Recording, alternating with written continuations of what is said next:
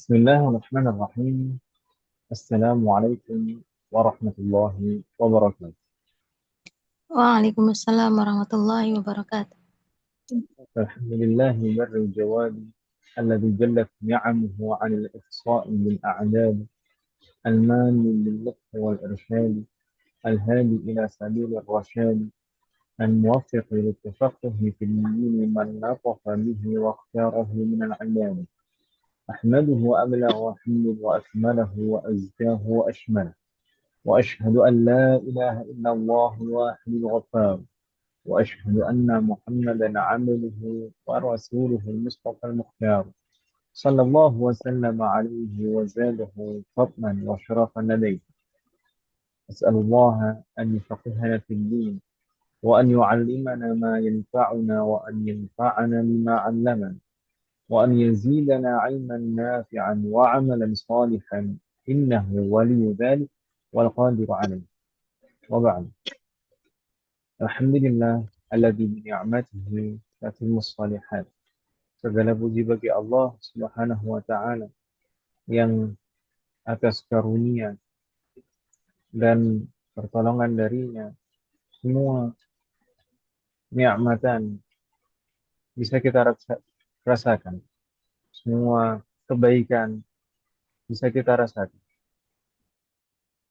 Nah, demikian juga di malam hari ini semata-mata atas taufik dan pertolongan dari Allah Subhanahu wa taala kita bisa melanjutkan belajar kita di majelis ini. Yang mana di majelis ini kita berusaha untuk mempelajari fikih puasa, terkhusus fikih puasa Ramadan. Dan sebenarnya juga berkaitan dengan puasa-puasa yang lain. Dan kita berusaha semampu kita di sini untuk membahas hal-hal yang memang wajib kita pelajari dan ketahui terkait dengan puasa ini, yang merupakan bagian dari al-ilmu wajib. Maka semoga Allah selalu memberikan taufik kepada kita dalam proses belajar kita dan juga memberikan taufik kepada kita semuanya agar kita bisa mengamalkan setiap ilmu yang kita pelajari. Dan niatkan belajar kita dalam rangka ibadah, taatan kepada Allah Subhanahu wa taala dan menghilangkan kejahilan pada diri kita sendiri dan orang-orang di sekitar kita dan memperbaiki amalan kita. Wafaqanallahu jami'an. Nampaknya bacaan di tempat saya tambah lembat. Semoga nanti belajar kita tidak terganggu. Instruksinya. Baik, kita lanjutkan membahas sekalian apa yang telah kita pelajari kemarin. Kemarin di hari Jumat malam 1 Jumat malam 1 sekarang. Di hari Kamis malam Jumat kemarin kita terakhir membahas tentang apa mas sekalian? Syarat sah puasa, Ustaz. Nah, yang paling terakhir kita bahas kemarin adalah syarat-syarat sahnya puasa. Nah, maka puasa dianggap sah jika memenuhi syarat-syarat ini.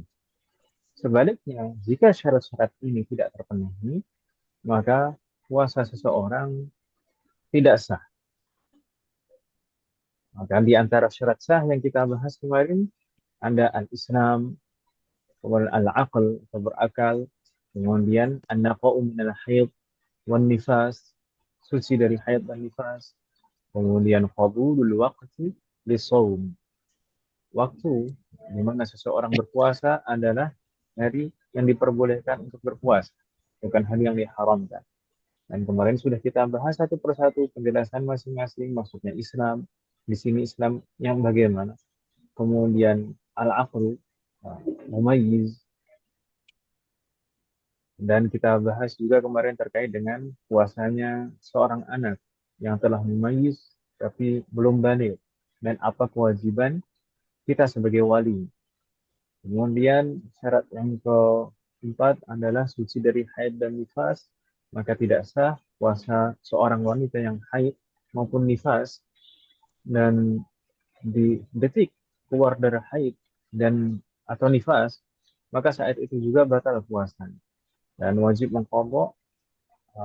Dan jika suci dari haid atau nifas di tengah siang Ramadan, maka tidak wajib untuk menahan diri dari pembatal-pembatal puasa, namun disunahkan untuk menghormati waktu Ramadan dan juga untuk menghormati orang-orang lain yang sedang berpuasa.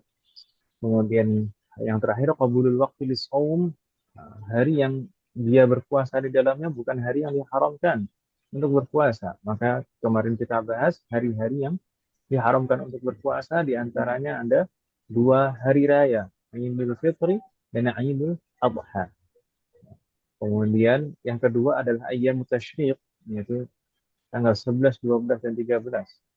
3 hari setelah hari raya Idul Adha.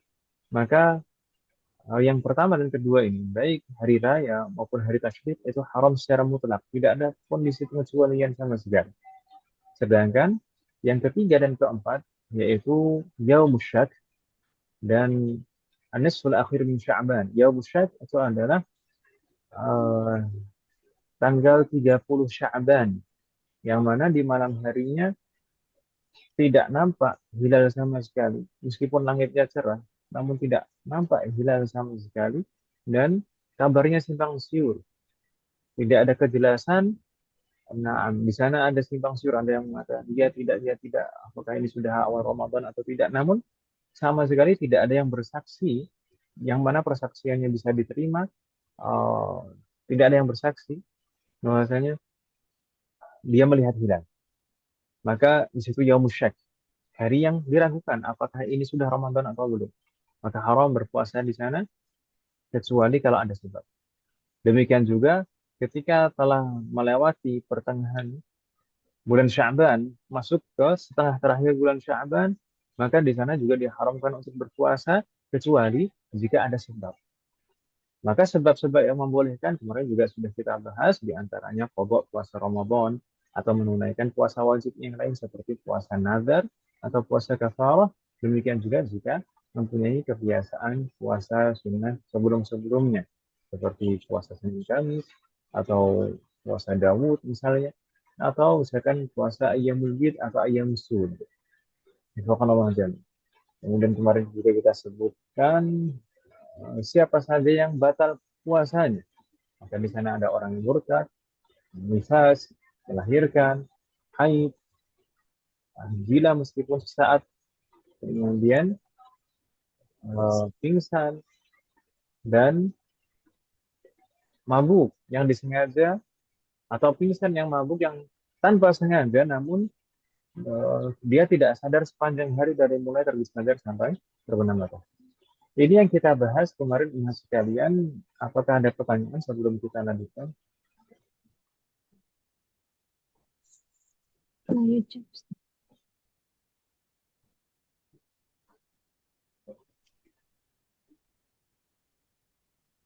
Silakan Allah. Di saat hujan turun lebat seperti ini sebenarnya waktu yang sangat mustajab untuk berdoa. Maka kalau di Jakarta kan akhir-akhir ini sering hujan, atau bahkan di Banjir. banyak daerah uh, sering hujan akhir-akhir ini, curah hujan juga lumayan tinggi.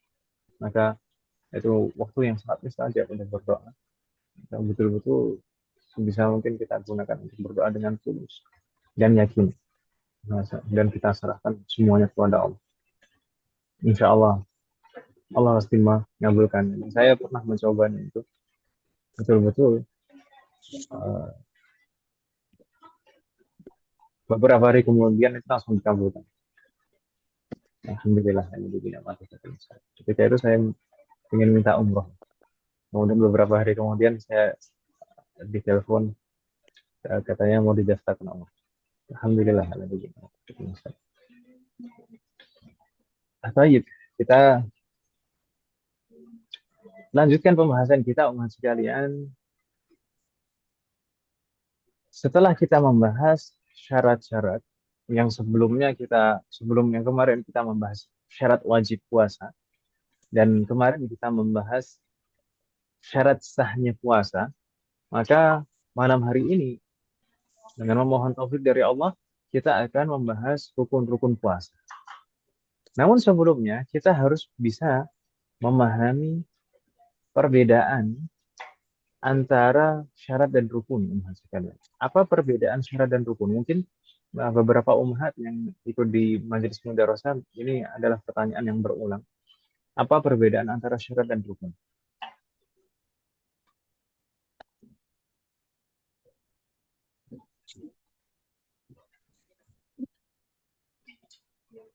Halo?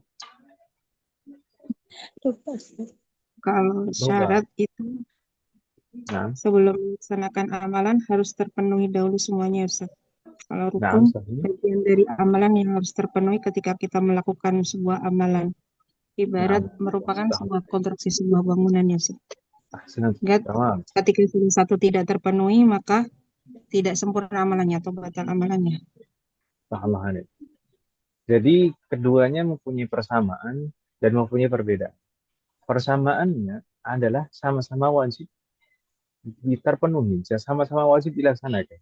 Syarat, syarat itu harus terpenuhi semuanya agar suatu amalan sah. Itu syarat sah. Dan rukun pun juga demikian. Rukun itu harus dikerjakan semuanya agar suatu amalan itu sah. Subhanallah jami'an. Namun perbedaan antara keduanya adalah terkait dengan waktu. Kapan harus terpenuhi atau kapan harus dilaksanakan. Syarat, maksudnya adalah syarat sah, itu harus terpenuhi dan dilaksanakan sebelum dimulainya suatu amalan. Itu syarat. Makanya kemarin ada Islam, kemudian berakal, kemudian suci dari haid dan nifas, kemudian hari yang dia berpuasa adalah hari yang diperbolehkan, bukan hari yang diharamkan untuk berpuasa. Itu semuanya sebelum mulai berpuasa itu harus dipastikan. Begitu kan Ibu Sunan? Nah, itu syaratnya. Namun rukun itu harus terpenuhi dan dilaksanakan kapan? Ketika mulai suatu amalan. Ketika memulai suatu amalan, ketika masuk pada suatu amalan, maka ia harus mulai mengerjakan rukun-rukun yang ada. Maka rukun itu sebenarnya adalah komponen dari ibadah itu sendiri. Maka biasanya kita permisalkan dengan suatu bangunan. Suatu bangunan itu terdiri dari konstruksi-konstruksi, rukun.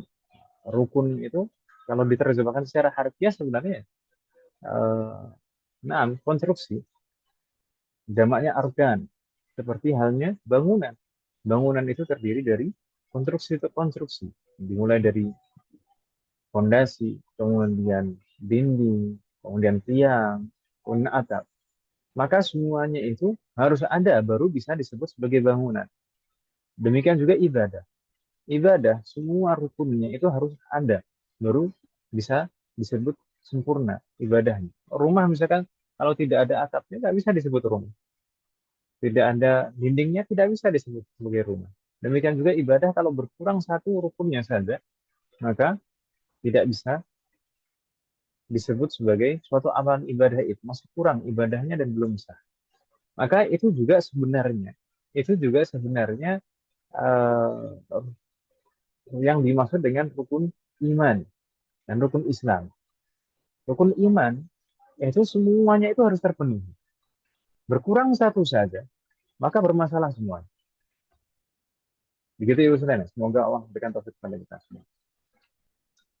Setelah kita pahami perbedaan syarat dan rukun, maka kembali ke topik pembahasan kita yaitu puasa. Rukun-rukun puasa itu apa saja? Maka sebagaimana kita munculkan di layar dan di PDF di kitabnya ummahat sekalian, di sana kita sebutkan ada 3 rukun puasa. Yang pertama adalah an-niyah, niat, kemudian tarkul mufattirat, yaitu meninggalkan semua pembatal-pembatal puasa, dan yang ketiga adalah as-shaim, yaitu orang yang berpuasa itu sendiri. Masyaallah. Kita bahas satu persatu terkait dengan rukun iman sekalian, dimulai dari niat. Maka niat itu ada ketentuan-ketentuannya umat sekalian. Sebenarnya niat dalam puasa, khususnya puasa wajib umat sekalian, di sana ada tiga ketentuan. Tiga ketentuan yang utama. Tiga ketentuan yang utama itu ada tiga. Kemarin mungkin kita sebutkan tiga itu adalah at-tabyid, kemudian at-tajdid, dan at-ta'yin. At-tabyid, at-tajdid, dan at-ta'yin. Di nomor satu ini, yang kita sebutkan di nomor satu ini, di sana ada dua hal. Kita baca. Yajibu tabyituha fil fardi likulli yawmin wa tasihhu niyatun nafli qabla az-zawal. Niat puasa fardu itu harus tabyid. Tabyid itu dari kata bayyata yubayyitu. Bayyata yubayyitu itu fi'il mazid. Kata dasarnya bata yabitu. Bata yabitu adalah tinggal di malam hari. Maka bayyata yubayyitu adalah menghadirkan sesuatu di malam hari. Maka wajib untuk puasa wajib, puasa fardu menghadirkan niat di malam hari. Ini menurut pendapat jumhur, baik dari mazhab Maliki, kemudian Syafi'i, dan Hambali. Menghadirkan niat puasa wajib atau puasa fardu itu adalah di malam hari. Begitu Ibu Salma. Kemudian selain wajib menghadirkan niat di malam hari, menghadirkannya ini wajib di kulli yaumin. Maksudnya di kulli yaumin ini adalah tajdid, selalu memperbaharui niat di setiap malam. Selalu memperbaharui niat di setiap malam. Kenapa demikian? Karena ibadah puasa setiap harinya itu adalah ibadah puasa mustaqillah, ibadah yang tersendiri. Jadi bukan nyambung satu bulan itu satu ibadah, bukan. Tapi hari per hari itu dihitung satu ibadah tersendiri. Buktinya, kalau misalkan seseorang batal satu hari di bulan puasa, maka dia wajib mengqadha satu hari itu saja. Tidak wajib mengqadha satu bulan. Ya kan Ibu sekalian? Dan setiap harinya orang itu berpuasa kemudian berbuka. Maka berbuka itu membatalkan puasa. Maka terputus ibadah puasa. Maka setiap harinya itu sebenarnya adalah ibadah mustaqillah, ibadah tersendiri. Tidak bersambung dari awal sampai akhir. Maka ini juga menurut pendapat jumhur harus memperbaharui niat di setiap harinya atau di setiap malam. Terkait dengan tabyid tadi, terkait dengan tabyid atau menghadirkan niat di malam hari, atau sebelumnya kita bahas yang tajdid dulu lah, pada nanti agak aneh. Untuk menghadirkan niat di malam hari, ini apakah ada pendapat yang lain? Naam, mungkin sebagian umat sekalian ada yang pernah mendengar penjelasan bahwasanya boleh menghadirkan niat satu kali saja di awal Ramadan, di malam pertama bulan Ramadan, di malam tarawih pertama, yang besoknya itu puasa perdana, di malam harinya itu, waktu tarawih pertama kali, itu menghadirkan niat untuk puasa satu bulan penuh. Bagaimana yang seperti itu? Naam, itu adalah pendapat ulama Malikiyah atau pendapat Imam Malik dan ulama Malikiyah. Namun kalau jumhur, sebagaimana saya sebutkan tadi, mayoritas ulama dari Hanafi, Syafi'i, dan Hambali menghadirkan niat itu harus setiap hari. Menghadirkan niat harus setiap hari, itu menurut mayoritas ulama. Namun demikian, meskipun seperti ulama kita, ulama Syafi'iyah itu menganjurkan kita untuk mengikuti pendapat Imam Malik dalam masalah ini di awal Ramadan. Meskipun tetap kita harus berusaha untuk menghadirkan niat di setiap malamnya. Meskipun kita harus tetap berusaha untuk menghadirkan niat di setiap malamnya. Namun, para ulama kita juga menganjurkan sebagai bentuk antisipasi, jaga-jaga, maka kita berniat di awal Ramadan untuk berpuasa 1 bulan penuh. Jaga-jaga antisipasi untuk apa? Antisipasi kalau-kalau di suatu malam kita lupa untuk menghadirkan niat. Sebagai bentuk antisipasi kalau kita lupa untuk menghadirkan niat di suatu malam. Kalau seandainya kita lupa, kita tidak menghadirkan niat di suatu malam, dan kita sudah berniat di awal malam Ramadan untuk puasa 1 bulan penuh, maka puasa kita masih dinilai sah menurut mazhab Maliki. Gitu Ibu sekalian ya? Bisa difahami maksud saya omongan kalian? Iya Ustaz. Nah, jadi meskipun kita, kalau misalkan kita sudah berniat di awal Ramadan untuk niat puasa 1 bulan penuh, maka kalau suatu ketika kita lupa, di suatu malam tidak menghadirkan niat, maka puasa kita masih dianggap sah menurut mazhab Maliki. Namun, umat sekalian, mungkin saya pernah menyampaikan di majelis mudarosah saat kita membahas pengantar ilmu fikih. Mungkin ibu-ibu sekalian masih ingat. Ketika kita mengikuti suatu madhab tertentu, maka itu harus secara kafah, secara totalitas. Maksudnya, dalam suatu permasalahan, suatu pendapat, dalam suatu permasalahan, itu semuanya ada ketentuan-ketentuan. Misalkan dalam masalah puasa. Dalam masalah puasa, kalau misalkan suatu ketika kita mengikuti mazhab Maliki dalam niatnya, karena misalkan kita lupa untuk menghadirkan niat di suatu malam dan kita mengandalkan niatnya yang sah menurut mazhab Maliki, maka kita harus memperhatikan betul-betul pembatal-pembatal puasa di dalam mazhab Maliki. Karena ada beberapa pembatal puasa yang dinilai sebagai pembatal di dalam mazhab Maliki tapi tidak dinilai sebagai pembatal di dalam mazhab kita, di dalam mazhab Syafi'i. Misalnya apa? Misalnya, ketika seseorang di siang hari Ramadan lupa kalau dia puasa kemudian makan atau minum. Seorang di siang hari Ramadan lupa dia makan atau minum. Betul-betul karena lupa. Kalau di dalam mazhab Syafi'i, karena kita di Indonesia mayoritas itu bermazhab Syafi'i, dan memang kita dari kecil tahunya ya mazhab Syafi'i, meskipun itu kita sadar atau tidak itu mazhab Syafi'i atau mazhab yang lain, tapi kenyataannya dari kecil kita mengamalkan mazhab Syafi'i. Di dalam mazhab Syafi'i, makan atau minum karena lupa itu tidak membatalkan puasa. Ya kan Ibu sekalian? Halo? Nah, Ustaz. Nah, makan atau minum karena lupa di siang hari Ramadan itu tidak membatalkan puasa kalau menurut mazhab Syafi'i atau dalam mazhab jumhur.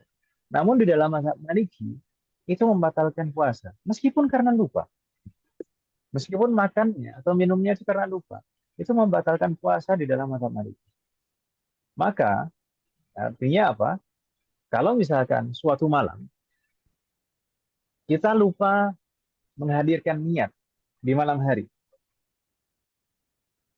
kemudian kita mengandalkan niat yang kita hadirkan di awal Ramadan, berarti kita mengikuti pendapat Imam Malik dan ulama Maliki dalam masalah ini. Kemudian di siang harinya, qadarullah ternyata misalnya lupa makan, lupa nggak sengaja maksudnya lupa, kalau dia puasa kemudian dia makan, maka puasanya tidak sah menurut semua mazhab. Maka puasanya tidak sah menurut semua mazhab. Kenapa kok tidak sah? Karena di malam harinya, di malam harinya dia tidak menghadirkan niat. Gitu kan Ibu Sananya? Maka tidak Iya. sah menurut mazhab Syafi'i dan mazhab Hambali. Tidak sah puasa kita kalau menurut mazhab Syafi'i dan mazhab Hambali karena tidak niat di malam hari. Dan menurut mazhab Maliki juga tidak sah juga. Kenapa kok tidak sah? Karena makan. Meskipun makannya tidak sengaja atau karena lupa. Begitu Ibu Selena. Bisa Hmm. dipahami maksud saya untuk kalian? Insya Allah Ustaz. Jadi Nah, kodok Ustaz. ya kodok kan tidak sah puasanya. Gitu, ya. Ustadz, ini untuk berlaku untuk 1 bulan penuh atau untuk case apa namanya ya kejadian ini aja gitu Ustadz. Misalnya Untuk ya hari ini itu kan saja 1 yang hari ini dikodok. kan 2 itu. Benar Ustadz? Nah, hari itu saja yang dikodok. Jangan lupa penipah ya, Mi. Bagaimana? Maksudnya gimana? Eh kan tadi kalau kita mengikuti mazhab Maliki ini, jadi semua ketentuan terkait dengan puasa itu harus diikuti semuanya gitu Ustadz. Jadi apakah 1 bulan penuh itu maksudnya tidak hanya dalam hal Oh, terlupa niat gitu gini. Ustadz atau Nah, jadi begini, mahasiswa sekalian, semoga Allah memberikan petunjuk kepada kita semuanya. Para ulama kita di dalam kitab Syafi'i itu menganjurkan kita untuk mengikuti mazhab Malikiyah itu sebagai bentuk antisipasi saja. Jadi tetap kita berusaha untuk mengamalkan sesuai pendapat yang kita yakini dulu di dalam mazhabnya jumhur dalam mazhab Syafi'i bahwasanya niat itu harus setiap malam. Gitu kan, Mas? Jadi kita harus tetap pegangan pertama kita adalah itu. Yang kita amalan pertama kita adalah itu. Jadi kita ya berusaha untuk menghadirkan niat di setiap malam. Jadi pada dasarnya kita ingin mengerjakan puasa itu sesuai dengan mazhab Syafi'i atau mazhab jumhur. ya Namun tadi di awal Ramadan kita menghadirkan niat untuk puasa 1 bulan penuh mengikuti Imam Malik dan ulama Malikiyah. Itu sebagai bentuk antisipasi. Gitu ya. Jadi kalau misalkan suatu hari ternyata kita lupa untuk menghadirkan niat di malam harinya, kita masih bisa dianggap sah puasa kita dengan mengandalkan niat yang di awal tadi kan gitu kan. Dan kalau misalkan batal karena misalkan lupa tadi, lupa makan di siang harinya, maka kan puasa kita batal menurut semuanya, ya kan, Om? iya Maka yang kita qadha hanya hari itu saja. Yang kita qadha hanya hari itu saja. Untuk yang hari-hari yang lain tetap yang utama kita mengikuti ulama Syafi'iyah terlebih dahulu. iya Maka iya ketika benar lupa, ketika lupa kita menghadirkan niat, baru kita mengandalkan niat yang di awal, gitu, Om, ya. iya Ustadz. Namun, Om sekalian, perlu kita paham. Oh ya, sebelumnya kita pembatal dulu. Ada pembatal yang lain sebelum kita bahas yang berikutnya. Pembatal yang lain yang dianggap sebagai pembatal di dalam mazhab Maliki, namun bukan pembatal di mazhab-mazhab yang lain juga. Itu adalah keluar madhi. Keluar madhi itu juga pembatal puasa menurut mazhab Maliki. Meskipun itu bukan pembatal menurut mazhab Syafi'i atau yang lain. Gitu Ibu sekalian. Keluar madhi itu biasanya keluar ketika indah haidani syahwat. Ketika merasakan syahwat. Ber- eh, Berbeda dengan mani. Kalau mani itu biasanya bitadafuk karena ada dorongan. Tapi kalau madi itu biasanya keluarnya tidak terasa, tapi disebabkan karena syahwat. Maka itu membatalkan menurut mazhab Maliki. Membatalkan puasa menurut mazhab Maliki. Meskipun itu tidak membatalkan puasa menurut mazhab Syafi'i dan yang lain. Begitu Ibu sekalian. Kemudian, umat sekalian, terkait dengan mengikuti mazhab Maliki ini tadi, kalau kita menghadirkan niat di awal Ramadan untuk puasa 1 bulan penuh, maka niat puasa 1 bulan penuh itu akan terputus jika puasa kita terputus meskipun karena uzur. Misalnya, seorang wanita di pertengahan Ramadan mengalami haid, gitu ya. Maka niat puasa 1 bulan penuhnya itu terputus di situ. Ketika dia mau melaksanakan puasa lagi dan dia ingin pengennya ada antisipasi juga untuk niat puasa 1 bulan penuh, maka dia harus menghadirkan lagi niat puasa sampai akhir Ramadan. Begitu, pemahaman sekalian. Bisa dipahami maksud saya, pemahaman sekalian? Mohon ulangi Ustadz apa? Gimana tadi, Om? Ah, niat puasa. Tadi kalau misalkan kita mengikuti pendapat Imam Malik dan ulama Malikiyah dalam masalah menghadirkan puasa, menghadirkan niat puasa 1 bulan penuh di awal Ramadan, kan gitu ya tadi ya. Kita Nah, menghadirkan niat puasa 1 bulan penuh di awal Ramadan sebagai bentuk antisipasi.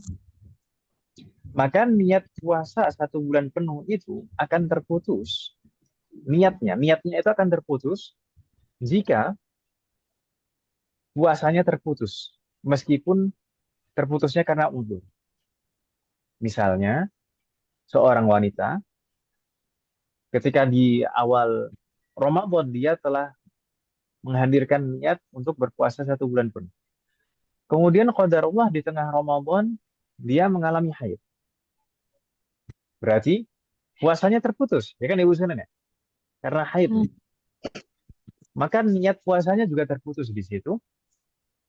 Maka kalau misalkan haidnya sudah selesai, kemudian dia ingin puasa kembali, dan dia juga ingin menghadirkan niat puasa sampai akhir Ramadan, maka dia harus memperbaharui niatnya.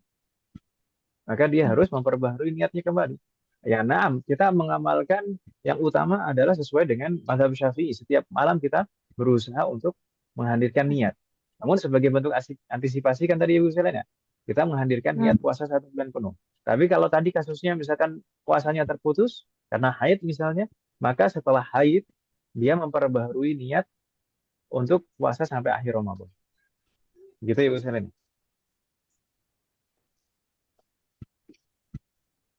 Halo, Nah bisa Ustadz, dipahami? Nah, Insya Allah apa Ustadz. namanya? Dan insya Allah. Jadi, terkait dengan tabyid tadi, ini agak maju mundur nggak apa-apa bisa nih. Terkait dengan tabyid atau menghadirkan niat di malam hari, sekalian, maka patokan malam hari itu dari kapan sampai kapan?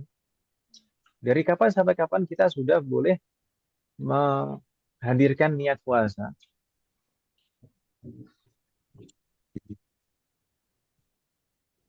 Maka kita boleh menghadirkan niat puasa itu betul-betul dari permulaan malam sampai akhir malam. Dari kapan sampai kapan berarti? Dari mulai terbenam matahari, saat terbenam matahari waktu berbuka itu, saat terbenam matahari sampai terbit fajar, itu adalah waktu untuk menghadirkan niat puasa. Boleh di bagian manapun dari malam hari, di awal malam, di pertengahan malam, atau di akhir malam. Ini menurut pendapat mu'tamad di dalam mazhab Syafi'i. Nah, meskipun di sana ada pendapat-pendapat yang lain yang mengatakan harus di akhir malam, harus setelah pertengahan malam. Namun di pendapat mu'tamad di dalam mazhab Syafi'i, maksudnya menghadirkan niat di malam hari, waktunya itu sepanjang malam, dari mulai terbenam matahari sampai terbit fajar. Begitu Ibu sekalian ya.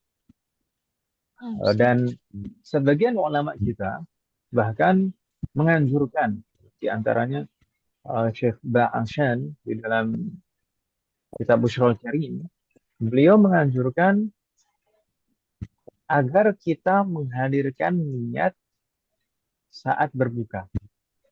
Setelah selesai berbuka, misalkan kita berbuka kemudian kita membaca doa berbuka puasa, misalkan doa berbuka puasa, dhahabadh dhama'u, wabtallatil uruq wa thabatal ajru insyaallah. Itu yang diriwayatkan. Kemudian juga ada yang riwayat yang menyebutkan Allahumma laka sujud wa bika amantu wa ala rizqika aftartu fataqabbal minna bi rahmatika ya arhamar rahimin. Nah, setelah seperti itu kita menghadirkan niat puasa. Kenapa kok sebagian ulama menganjurkan demikian? Setelah berbuka kita menghadirkan niat puasa untuk hari esoknya sebagai bentuk antisipasi juga. Sebagai bentuk antisipasi kalau-kalau nanti lupa menghadirkan niat puasa. Apalagi kalau nanti misalkan bangunnya kesiangan, misalkan. Tidak sempat bangun untuk sahur, kemudian bangun-bangun sudah subuh. Maka kita sudah berniat di awal malam. Begitu ya usilannya. Aman kalau misalkan kita sudah berniat di awal malam. Meskipun demikian,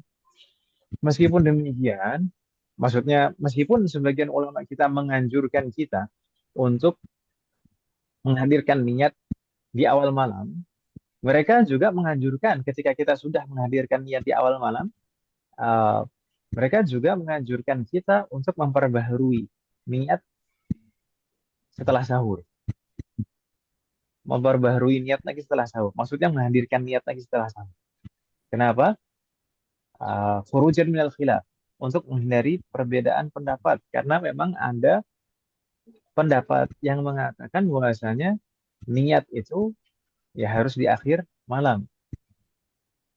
Dan ada juga yang mengatakan bahwasanya kalau di awal malam, ini pendapat ya, bukan pendapat mu'tamad. Ada juga pendapat yang mengatakan kalau misalkan menghadirkan niat di awal malam, itu harus menghindari pembatal-pembatal puasa baru dianggap sah niatnya. Jadi kalau misalkan setelah menghadirkan niat, kemudian masih makan lagi, atau melakukan pembatal-pembatal puasa yang lain, maka tidak sah. Ini ada pendapat yang mengatakan seperti itu. Tapi di dalam pendapat mu'tamad, mazhab Syafi'i, tidak mengapa.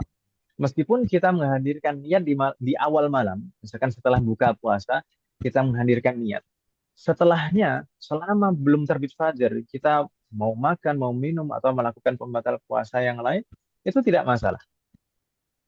Tidak masalah. Tidak berpengaruh pada keabsahan sah kita. Keabsahan puasa kita, maksud saya. Begitu ya usilannya. Bisa difahami maksud saya, Umar? Insyaallah Ustaz. Insyaallah.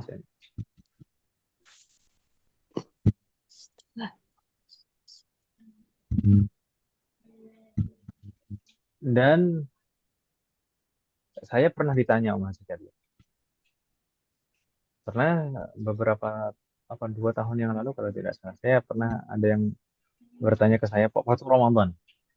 Ustaz, ini saya lupa untuk menghadirkan niat tadi malam. Dan saya juga tidak menghadirkan niat di awal Ramadan untuk puasa 1 bulan pun. Dan saya gimana ya puasanya? Terus gimana Umar sekali?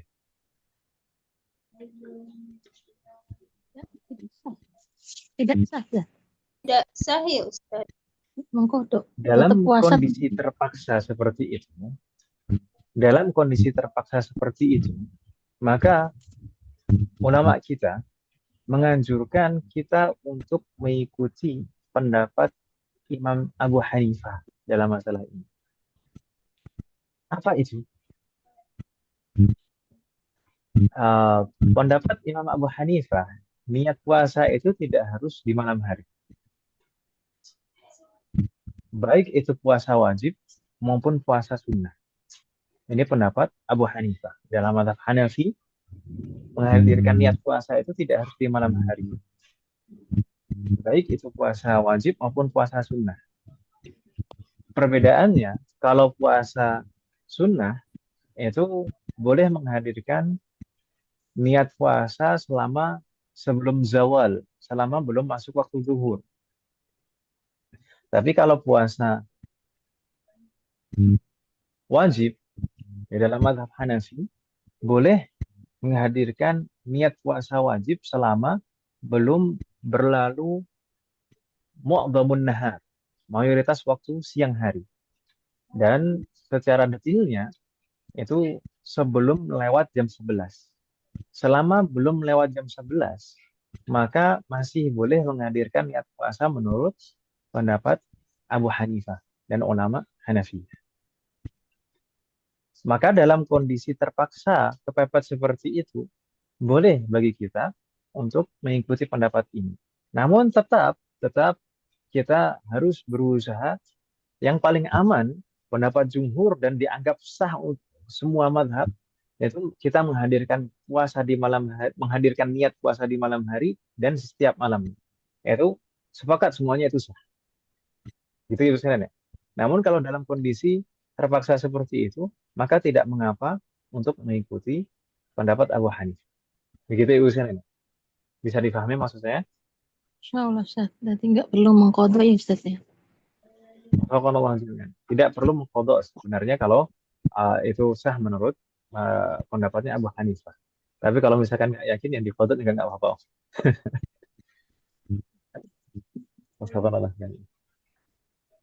Setidaknya kalau misalkan nanti puasanya sah, tapi kalau misalkan berusaha dikodok, nanti tetap dapat pahala puasa sunnah.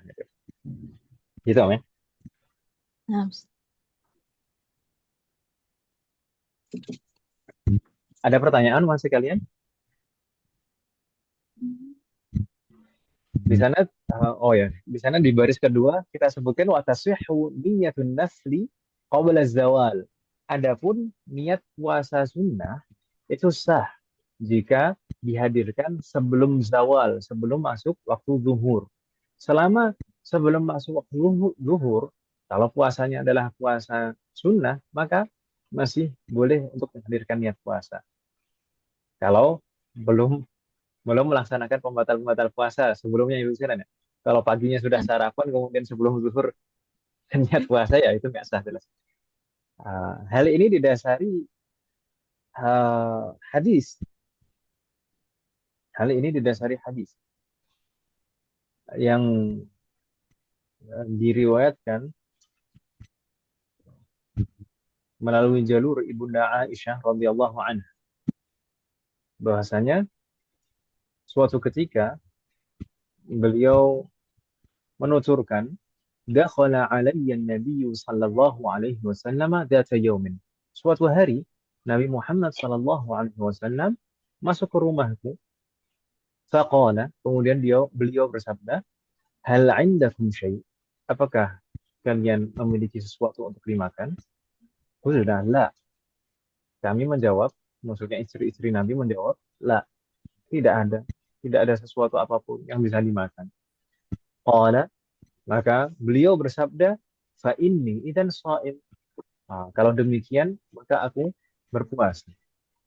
Summa atana yawman akhar. Kemudian di hari yang lain beliau datang. Faqulna. Kemudian kita mengkabarkan kepada beliau, uhdiyalana haisun. Uhdiyalana haisun. Telah kita mendapatkan hadiah atau ada seseorang yang menghadiahkan kepada kami hais. Hais itu adalah kurma yang sudah dibersihkan bijinya, kemudian ditumbuk, dihaluskan, dicampur dengan lemak hewani. Nah, itu ya intinya suatu makanan yang terbuat dari kurma. Faqala, hari ini tunjukkan makanan itu kepadaku. Rasulullah bersabda demikian. Falaqad asbahtu sha'iman. Sebenarnya aku tadi memulai hari ini dengan niat puasa. Rasulullah bersabda demikian.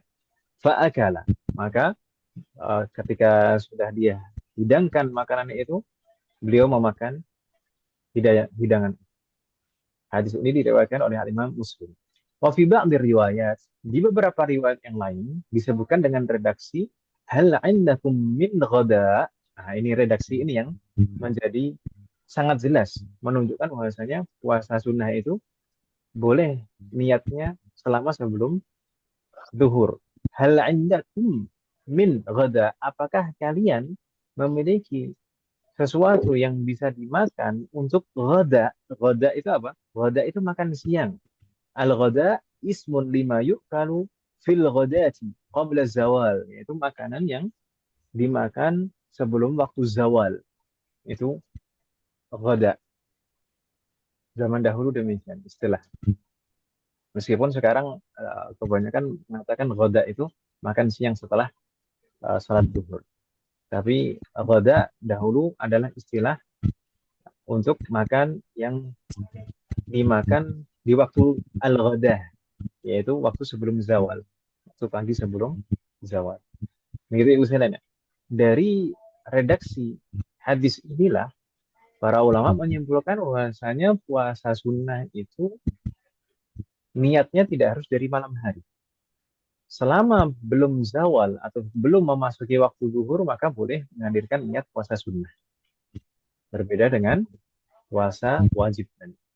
Dan puasa wajib ini, umat sekalian, puasa wajib yang ketentuannya harus ada tabyid, menghadirkan niat di malam hari, kemudian likulli yaum tajdid, atau setiap harinya harus diperbarui, ini berlaku untuk semua puasa wajib. Berlaku untuk semua puasa wajib. Puasa wajib sebagaimana kita sebutkan sebelumnya, puasa wajib itu tidak hanya puasa Ramadan, tapi qada Ramadan juga, puasa nazar juga demikian, dan juga puasa kafarat. Maka menghadirkan niatnya harus dari malam hari. Begitu Ibu sekalian ya. Bisa difahami maksud saya Mas sekalian? Allah Ustaz. Ada pertanyaan sebelum kita lanjutkan? Kalau tidak ada, maka kita lanjutkan. Kita sebutkan di sana yang kedua, yajibul qasdu wa ta'yinu fil fard. Tadi kita sempat sebutkan di awal bahwasanya ketentuan niat puasa wajib itu ada 3, yaitu at-tabyitu wa tajdidu wa ta'yin. Ya kan Ibu sekalian? Tabyid sudah kita bahas tadi yang pertama. Kemudian at-tajdid juga memperbaharui niat setiap harinya juga sudah kita bahas. Dan ketentuan yang ketiga harus ada ta'yin. Ta'yin ini kaitannya dengan apa? Kaitannya dengan apa yang harus kita hadirkan di dalam hati saat kita berniat puasa. Maka harus ada ta'yin. Jadi saat kita berniat puasa ada 2 hal yang harus kita hadirkan, yaitu al-qasdu wa ta'yin. Al-qasdu ini jelas di semua ibadah. Al-qasdu yaitu bermaksud untuk melaksanakan suatu amalan. Kalau konteks kita puasa di sini berarti bermaksud untuk melaksanakan puasa. Kemudian at-ta'yin, maksudnya at-ta'yin itu apa? Maksudnya ta'yin itu adalah menentukan jenis ibadah kita, menentukan jenis puasa kita. Nah, misalkan puasa Ramadan, misalkan seperti itu, maka harus dihadirkan niat puasa Ramadan. Itu Ibu sekalian. Tidak sah kalau misalkan puasa Ramadan niatnya hanya saya niat puasa, begitu saja. Tidak sah.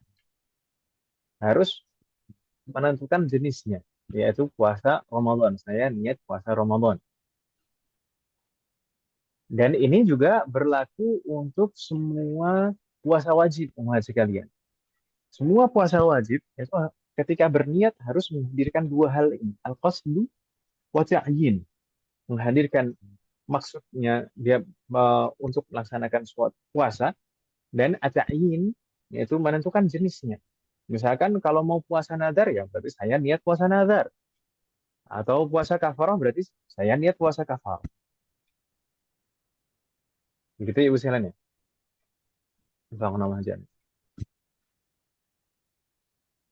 Ini berbeda dengan puasa sunnah juga maksudnya.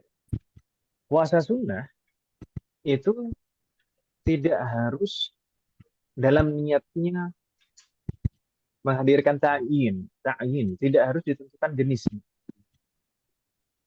Ini kalau kaitannya dengan sah tidak Ibu sekalian, sah atau tidak. Nah, kalau kaitannya dengan sah atau tidaknya ya cukup niat puasa, sudah gitu saja sudah sah. Niat puasa, saya niat puasa. Kalau untuk puasa sunnah maka itu sudah sah. Itu kalau kaitannya dengan sah atau tidak. Tapi kalau kaitannya dengan pahala, maka juga harus ditentukan jenis. Misalnya,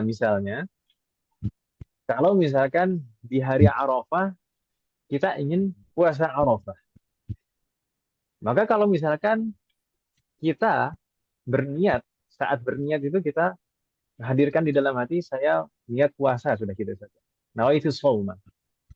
Saya niat puasa, sudah gitu saja. Maka puasanya sah sebagai puasa sunnah. Tapi dihitung sebagai puasa sunnah mutlak. Tidak mendapatkan pahala puasa sunnah Arafah. Untuk mendapatkan pahala puasa sunnah Arafah, maka juga harus ta'yin, harus ditentukan saat berniat itu puasa sunnah apa.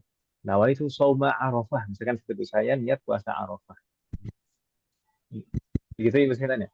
Karena seperti disebutkan di dalam hadis persis, innama likulli imri'in ma nawa. Setiap orang hanya akan mendapatkan apa yang dia niatkan. Begitu Ibu sekalian ya. Bisa difahami maksud saya, masih kalian? Insyaallah Ustaz.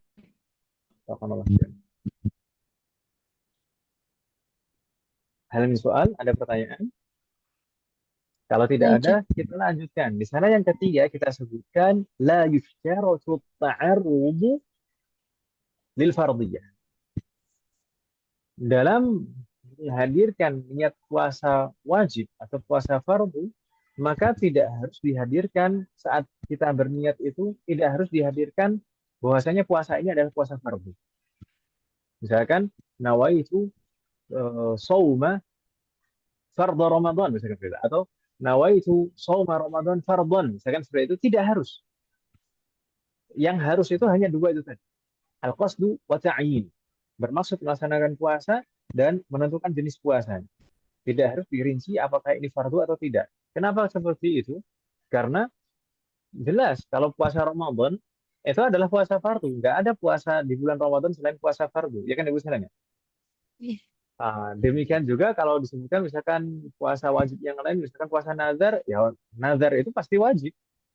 Nggak ada nazar yang nggak wajib. Demikian juga kafarah. Begitu Ibu sekalian. Maka tidak perlu dirinci apakah ini puasa fardu atau puasa wajib atau bukan. Demikian juga untuk puasa sunnah juga tidak perlu dirinci ini sunnah atau tidak. Gitu ya Ibu sekalian. Nah, Wafaqanallah jami'. Jadi berdasarkan yang kita bahas barusan, umat sekalian, minimal niat itu adalah kalau kita sebutkan di nomor 5 nanti agak kita balik saja urutannya. Minimal yang dihadirkan saat berniat itu apa? Tadi al-qasdu wa ta'yin. Berarti kalau misalkan kita praktekkan, kalau misalkan kita menggunakan bahasa Indonesia, misalkan saya niat puasa Ramadan. Gitu ya sekalian ya. Dihadirkan di dalam hati seperti itu. Atau kalau menggunakan bahasa Arab, nawaitu shauma Ramadan. Kita sebutkan di nomor 5 yang terakhir itu. Nawaitu shauma Ramadan. Ini paling minimal. Dan itu batas minimal sah. Niat itu dua hal itu. Saya niat puasa Ramadan. Nawaitu shauma Ramadan. Boleh menggunakan bahasa Arab selama itu paham, dan boleh juga menggunakan bahasa-bahasa lain, mau bahasa apapun boleh. Boleh menggunakan bahasa Indonesia, boleh menggunakan bahasa Jawa, bahasa Sunda, atau yang lain. Yang penting bukan bahasa semut, Ibu sekalian. Kan marak pakai bahasa semut. La ilaha illallah. Nggak tahu Ibu sekalian paham maksud saya nggak? nggak ngerti Ustaz. Nggak ngerti ya? Nggak tahu yang viral apa namanya, bercakap-cakap dengan semut, berdialog dengan malaikat, teleponan dengan malaikat, nggak tahu itu. Wanita kayaknya yang Malang itu. Ya ilah Allah Ustaz. Semoga Allah selalu memberikan taufik kepada kita semua. Kemudian kita balik ke nomor 4 umat sekalian, la takfi niyatu bil lisan dunal qalbi. Kita harus paham umat sekalian, para ulama bersepakat, atau kalau misalkan di sana ada perbedaan pendapat, maka perbedaan pendapat itu syadz. Para ulama bersepakat bahwasanya niat itu tempatnya adalah di dalam hati. Maka yang harus menghadirkan niat adalah hati kita. Begitu ya misalnya. Dan berarti tidak cukup dan tidak sah kalau misalkan niat itu hanya sekedar diucapkan tanpa dihadirkan di dalam hati. Itulah yang kita sebutkan nomor 4. La takfin niyatu bil lisan dunal qalb. Tidak cukup dan tidak sah kalau seandainya niat itu hanya diucapkan di lisan tanpa dihadirkan di dalam hati. Begitu ya Ustaz. Bisa dipahami maksud saya? Allah Ustaz. Namun kalau misalkan niat itu dilafadzkan boleh atau tidak dengan disertai menghadirkan di dalam hati, kemudian disertai juga melafadzkannya boleh atau tidak? Boleh. Jawabannya boleh, dan justru malah menurut mayoritas ulama dari 4 mazhab semuanya, dari mazhab Hanafi, Maliki, Syafi'i, dan Hambali, melafadzkan niat itu hukumnya sunnah. Kenapa kok hukumnya sunnah? Di antara tujuannya adalah untuk membantu hati kita, untuk menguatkan hati kita untuk menghadirkan niat. Liyusa'idul lisanul qalba, agar lisan kita membantu hati kita untuk menghadirkan niat. Begitu ya misalnya. Jadi kita hadirkan misalkan nawaitu shauma ramadhana, baru kita hadirkan di dalam hati. Jadi apa saja yang harus dirinci itu diucapkan dulu, baru dihadirkan di dalam hati. Itu boleh, bahkan dianjurkan seperti itu menurut pendapat jumhur ulama dalam mazhab Hanafi, Maliki, Syafi'i, dan Hambali. 4 mazhab semua. Begitu Ibu sekalian. Tapi bedakan Ibu sekalian ya, antara mengucapkan niat sebatas di lisan saja tanpa menghadirkan di dalam hati, maka itu tidak sah.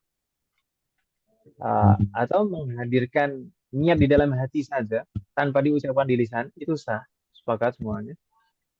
Demikian juga kalau misalkan diucapkan secara lisan kemudian dihadirkan di dalam hati, itu juga sah menurut semuanya. Begitu Ibu sekalian. Wadih Muhammad, bisa difahami maksud saya? Mungkin umat sekalian terkadang di bulan Ramadan itu seringkali ada poster-poster atau flyer-flyer yang nggak tahu kita siapa yang menulisnya, tidak bertanggung jawab, ya, maksudnya tidak ada amanah ilmu gitu kan. Jadi asal sebar flyer gitu, dan maksudnya sebar poster gitu, ada tulisan gitu, mengutip dan bahkan mengutip penjelasan dari ulama. Namun sayangnya biasanya kutipannya ini sengaja dipotong.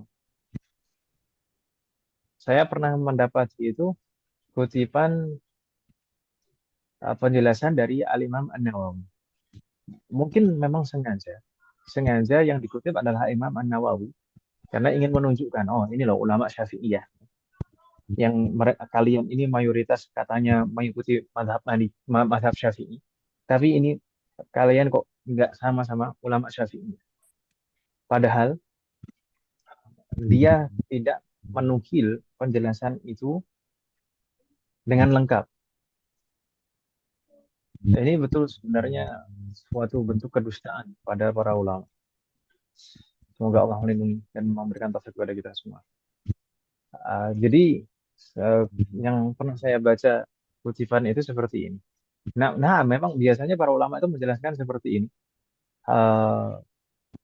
Niat kan rukun di antara rukun puasa adalah niat, atau rukun sholat adalah niat, atau rukun ibadah-ibadah yang lain. Rukun yang pertama adalah niat. Wa mahalluhal qalbu, dan tempatnya niat adalah qalbu. Bahkan sebagian diikuti dengan penjelasan ajma'al ulama. Para ulama semuanya bersepakat bahasanya an-niyah mahalluhal qalbu, bahasanya niat itu adalah tempatnya di dalam hati. Dikutip sampai di situ saja, titik, kemudian disebarkan. Dia tidak melanjutkan penjelasannya. Padahal dijelaskan setelahnya, biasanya dijelaskan setelahnya pembahasan melafadzkan niat. Itu dua hal yang berbeda. tempatnya niat sebenarnya adalah di dalam hati, kemudian dengan pembahasan masalah melafalkan niat. Sedangkan melafalkan niat itu hukumnya adalah sunnah menurut mayoritas ulama, bahkan ulama Syafi'iyah juga, bahkan ulama Hanafilah juga. Itu Yuselan. Ada penjelasan berikutnya tidak disertakan. Biasanya dijelaskan liusa'idul lisanul qalba, agar lisan itu bisa membantu dan menguatkan hati kita untuk menghadirkan niat. Gitu Ibu Selen. Semoga Allah berikan taufik kepada kita. Ini saya pernah membahas masalah niat ini dengan rinci kan Ibu Selen. Dari mulai definisinya sampai ada 7 permasalahan niat.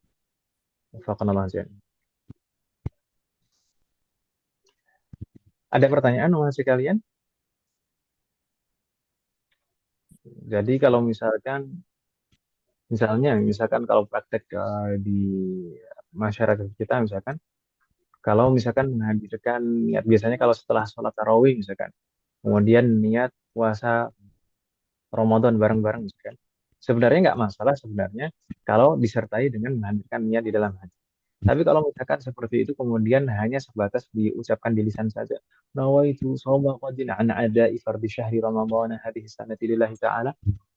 Kalau misalkan hanya sebatas di lisan saja, maka tidak sah niatnya dan tidak sah puasanya. Maka itu harus disertai dengan menghadirkan niat di dalam hati. Begitu misalnya.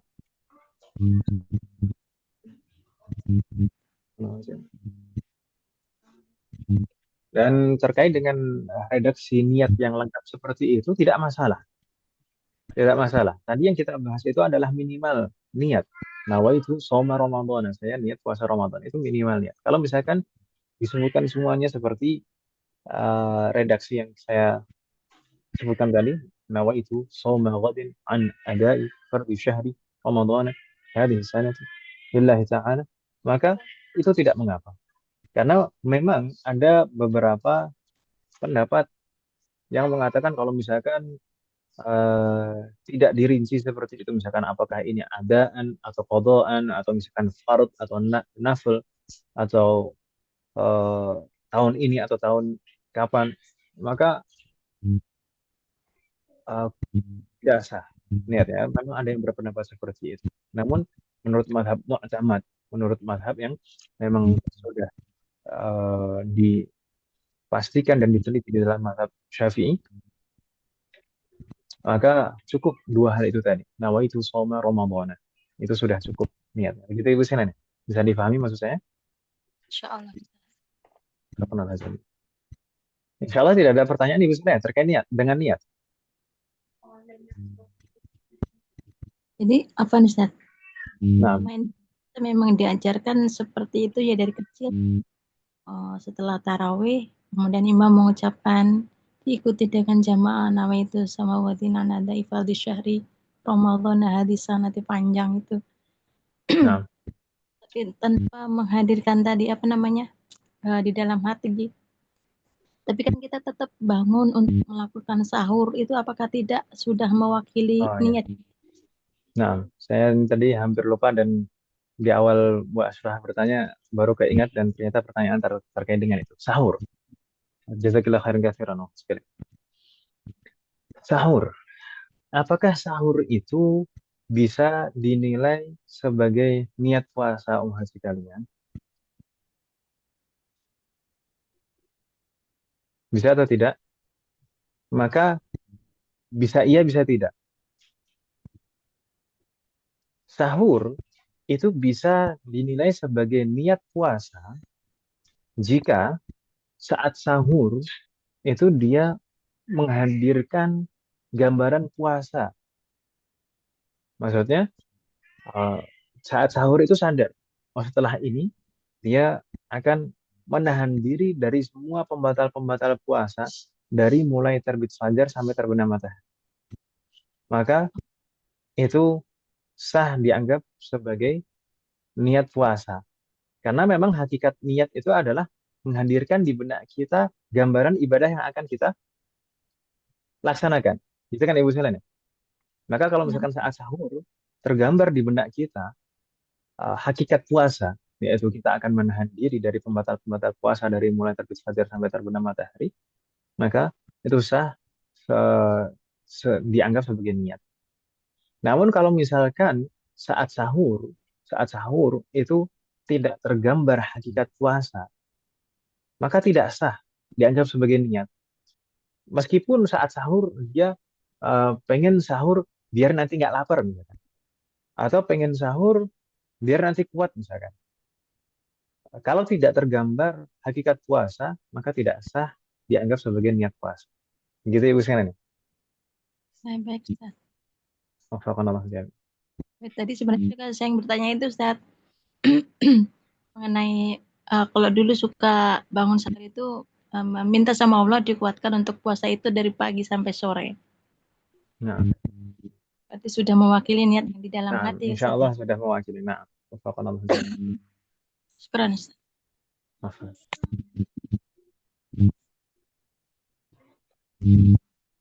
Kita lanjutkan masih kalian. Baik, Ustaz. Nah, nggak keburu sahur nanti. Nah, rukun yang kedua adalah tarkul mufattirat, yaitu meninggalkan semua pembatal-pembatal puasa. Maka pembatal puasa itu sebenarnya banyak sekali umat sekalian. Dan nanti insya Allah akan kita bahas secara tersendiri. Namun kita sebutkan di sini sebagiannya saja. Minal mubtilat, yaitu yang pertama al-aklu wa syurbu. Apa ini? Afan.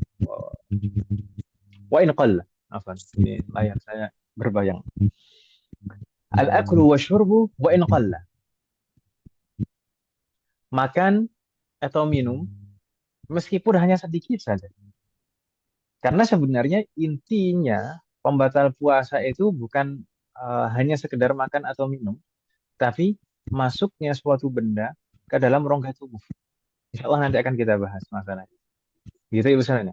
Jadi meskipun sedikit, yaitu yang dimakan atau yang diminum, maka batal puasa.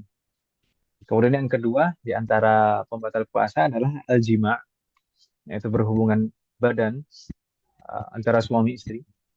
Kemudian yang ketiga al-qai', yaitu muntah. Dan muntah ini yaitu muntah yang disengaja. Makanya kita sebutkan di bawah di sana kullu hadhihi labudda minal amdi wal ilmi wal ikhtiyar. Semua pembatal-pembatal yang kita sebutkan ini dianggap sebagai pembatal puasa jika dilakukan dengan al-amd, al-ilmu wal ikhtiyar. Itu sengaja. Dia tahu kalau itu adalah pembatal, dan al-ikhtiyar itu berdasarkan keinginannya sendiri. Jadi kalau tiga itu terpenuhi, maka baru dianggap sebagai pembatal puasa. Itu al-amdu, al-ilmu, wal-ikhtiyar. Sengaja, tahu, dan atas kemauannya sendiri. Jadi kalau misalkan sebaliknya, maksudnya kalau misalkan seandainya seseorang melakukan pembatal puasa karena lupa misalkan, atau karena tidak tahu kalau itu merupakan pembatal misalnya, atau karena dipaksa dan diancam orang lain akan dibunuh misalkan kalau tidak melakukan pembatal puasa, kan? Maka tidak batal puasanya. Begitu Ibu sekalian ya? Bisa dipahami maksud saya? Sengaja tahu. Ikhtiar tadi apa Ustaz? Sengaja Ikhtiar itu tahu. kemauan sendiri. Nah, kemauan sendiri ya, bukan karena diancam orang. Ada lagi pertanyaan Mahat?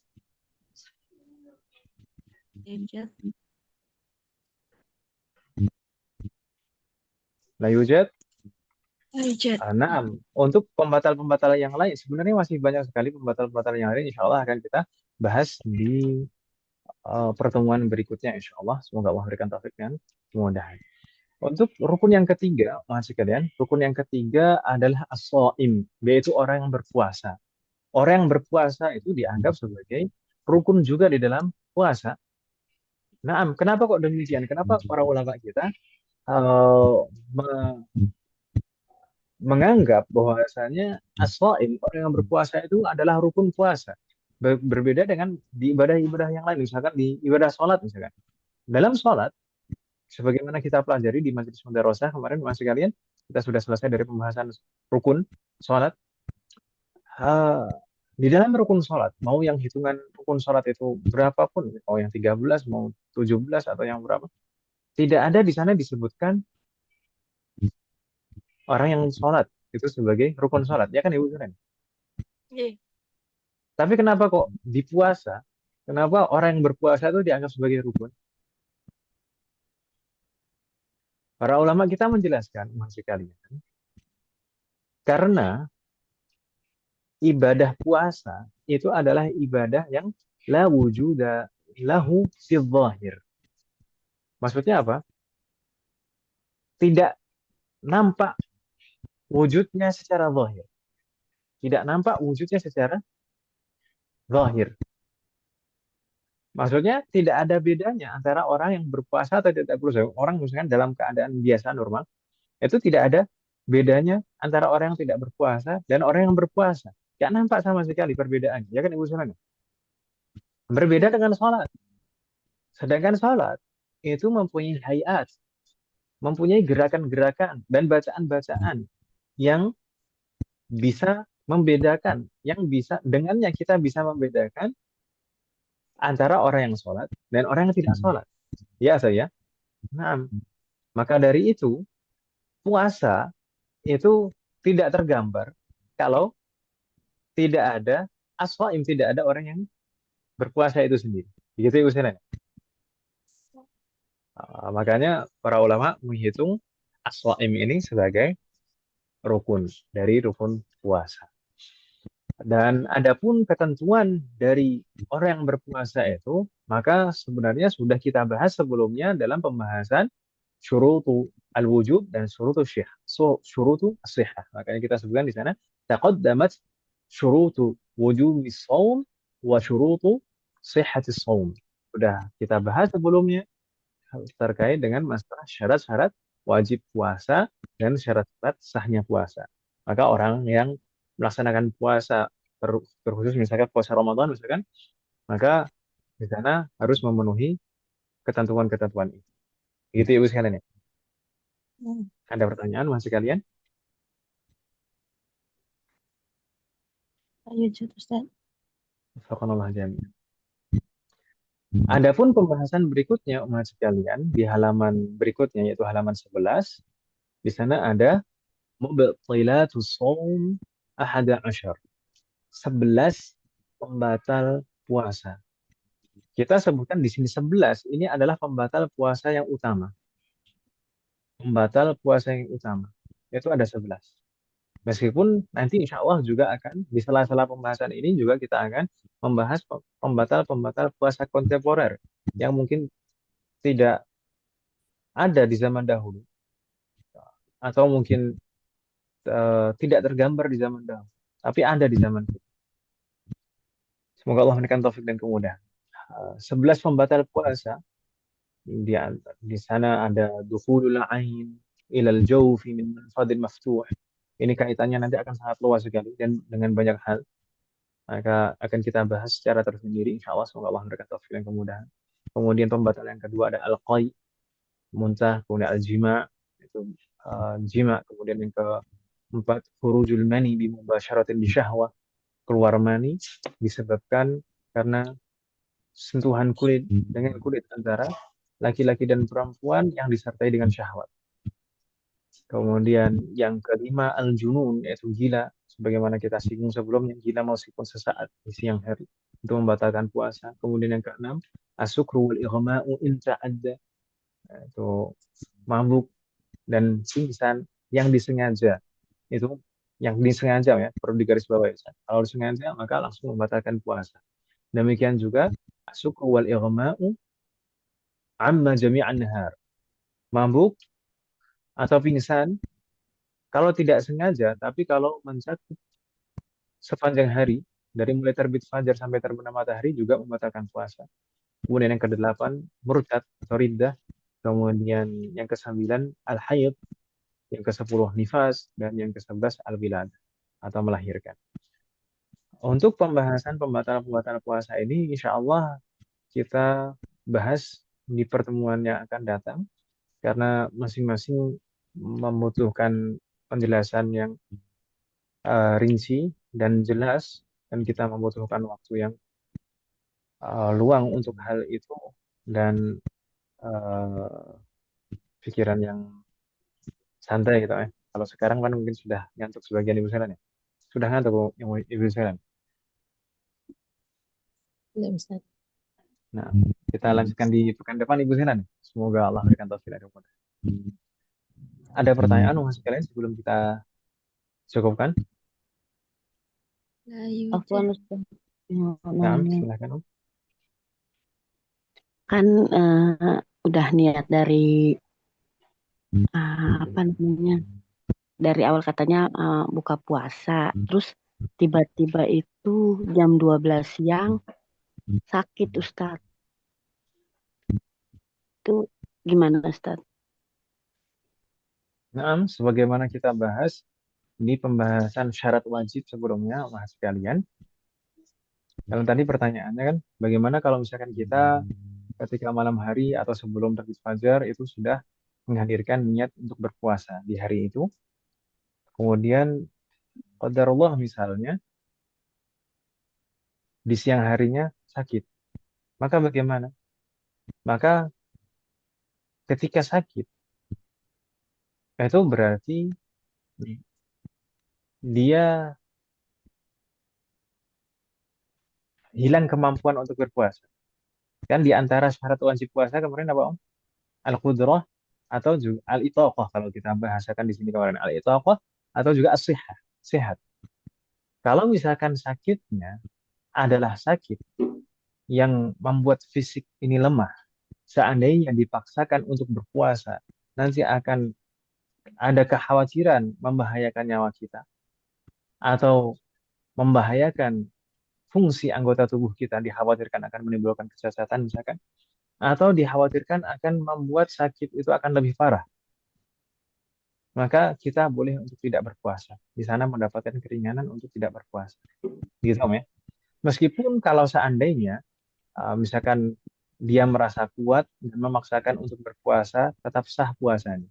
Tapi sebenarnya sudah tidak wajib. Gitu Ibu sekalian ya. Ah.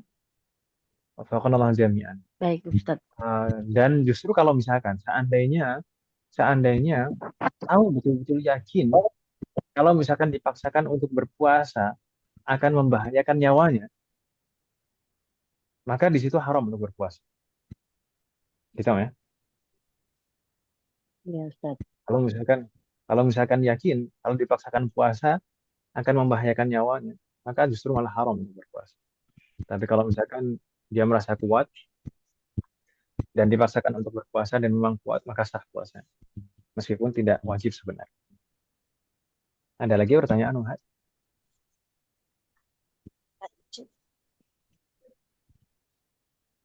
La yujad?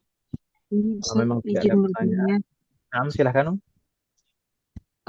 Untuk mengenai masalah niat Ustadz, yang kalau di masjid-masjid di sini Ustadz, kalau apa setelah sholat tarawih itu kan ada yang memimpin apa niat puasa. Nah itu bagi kita mengikuti ya Ustadz.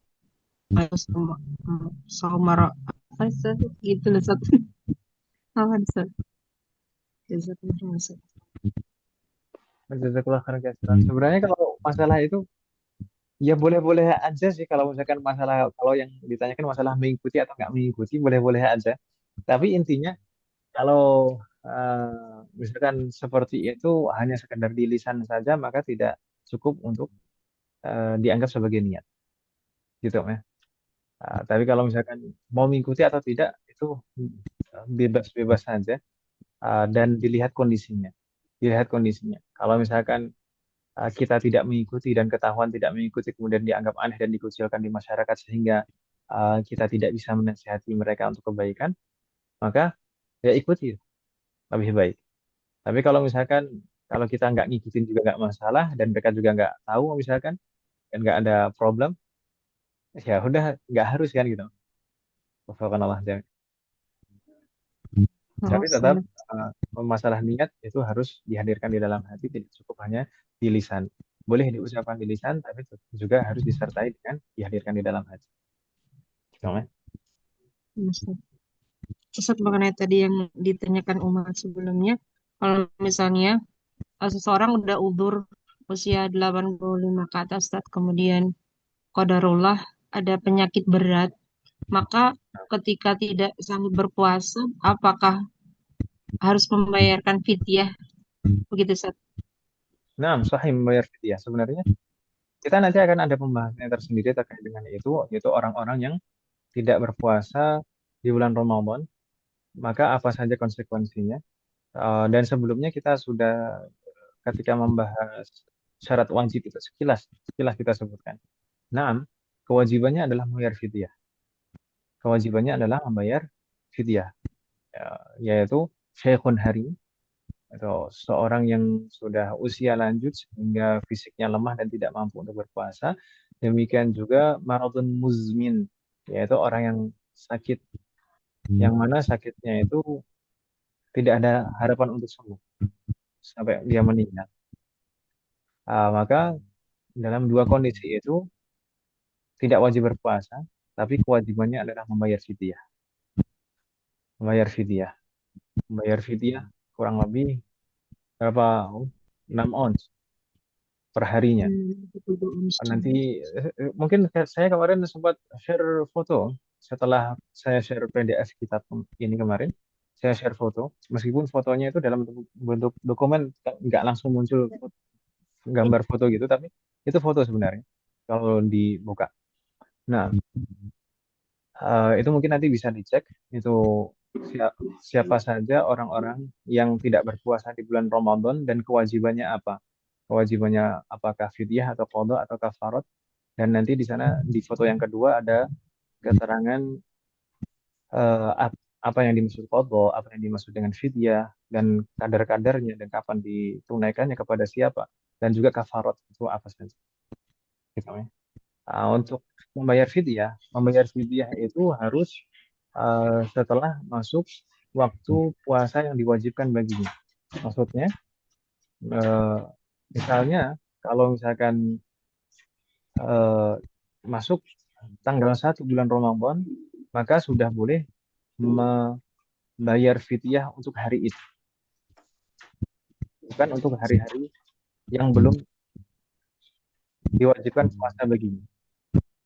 Maka misalkan kalau misalkan seseorang yang memang yakin nggak bakal bisa puasa seperti dua kondisi tadi, kemudian kerabatnya membayarkan fidyah di awal Ramadan, di malam hari, malam tarawih, malam pertama bulan Ramadan, kemudian dibayarkan 1 bulan penuh, maka itu tidak sah sebagai fidyah.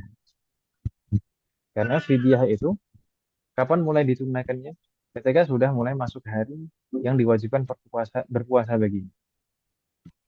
Maka kalau misalkan malah diakhirkan jadi satu, misalkan di malam takbiran membayar fidyah, itu justru malah sah. Gitu, ya. Jazakumullah khairan, Ustaz. Betul. Ustaz, satu lagi, Ustaz. Kalau misalnya ada yang Ustaz, usianya 75, qadarullah waktu Ramadan kemarin beliau ada kecelakaan sehingga tidak mampu untuk berpuasa. Nah, ini kan sudah menjelang waktu pada sebentar lagi Ramadan, Ustaz. Banyak sekali utang puasanya. Beliau rasanya nggak sanggup kalau mau mengkodok puasanya. Nah, ini apakah boleh dibayarkan fidyahnya atau bagaimana, Ustaz? Apa tetap harus mengkodok, Ustaz? Sebenarnya sanggup untuk berpuasa, tapi merasa berat gitu, Ustaz. Sebenarnya, jadi ini tadi, kewajiban puasa itu gugur kalau karena kondisi kemampuannya itu gugur jika memang ada kekhawatiran seandainya dipaksakan untuk berpuasa itu akan membahayakan nyawa atau membahayakan fungsi anggota tubuh sehingga menimbulkan kecacatan, atau mungkin akan menimbulkan sakitnya ini jadi lebih parah atau lebih lama. Maka itu undur-undur karena sebab kemampuan dalam masalah puasa. Kalau misalkan itu ada, ya berarti bayar fidyah. Gitu. Kalau Kalau nggak itu ada ada, berarti maka tetap berarti. harus coba Ustaz. Tapi kalau misalkan sebenarnya mampu, ya diusahakan dulu. Diusahakan dulu berpuasa. Tapi kalau misalkan nanti kan setelah diusahakan ternyata misalnya memang nggak mampu misalkan gitu ya. Memang nggak mampu, maka Hmm. bayar fidyah. Oh, nah, Ustaz. Jazakumullah khairan Ustaz. Barakallahu Jazakallah fikum. khairan. Afif warahmatullahi wabarakatuh.